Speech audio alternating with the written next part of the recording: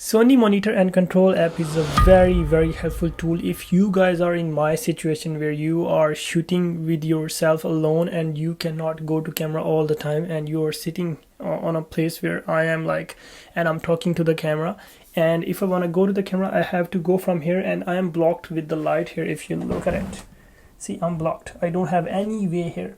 So what I'm left with is to sit here, and if I need to change any of the settings in camera like focus or frame rate or ISO, shutter or anything like that, or I want to cut the camera, or I want to see myself how I am looking in the camera, it's a very handy tool to have. And in this video I'm going to show you how you can control your camera with the phone and see how you're looking on the camera.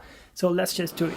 First of all, make sure that you have downloaded the monitor and control app, and then when you go to the camera, what you need to do is you need to go to the menus, and in menu scroll down until you see network. On network you go to the connect remote shooting, and then on smartphone click on that, and then there, if you see it's on Bluetooth, you need to switch it to the Wi-Fi. When you click on Wi-Fi, you'll see a password like this and the name of the Wi-Fi, and then what you need to do is you need to go to the Wi-Fi of your phone, and on that you will have the same name of the Wi-Fi. Click on that and copy the password which is shown on the screen onto your iPhone's Wi-Fi where it's requiring the password. Click on that and then it will join the Wi-Fi network. After that, open monitor and control app, and it will already be on the Bluetooth. Click on that, switch it to the Wi-Fi, and then when you do that, what will happen is it will automatically detect your camera because it's connected through the Wi-Fi. As you can see, I have that as well. So if I'll click on connect, what it's gonna do is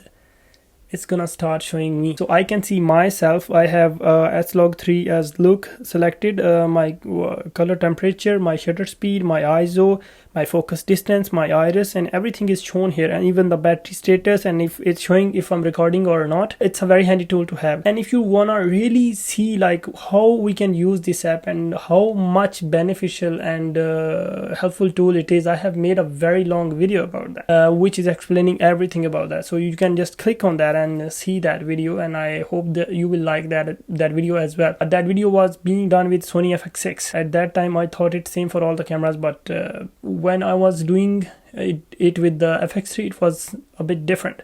So I thought I should make a quick video to show you guys how you can just connect it with FX3 as well. Thank you so much for watching, and see you in the next one.